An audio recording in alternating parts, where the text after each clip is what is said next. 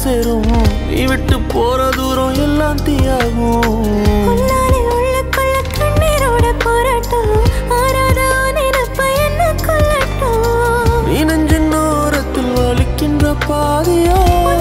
கவிதையில் நான் இனி இல்லையோ ஆயிரை மனதினை அறிந்தவன் எவனோ நீ அறிவாயின தவித்து நின்றேனோ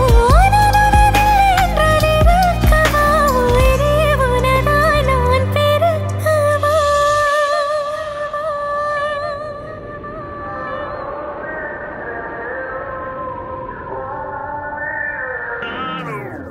உன் கண்ணோரம் விழுந்த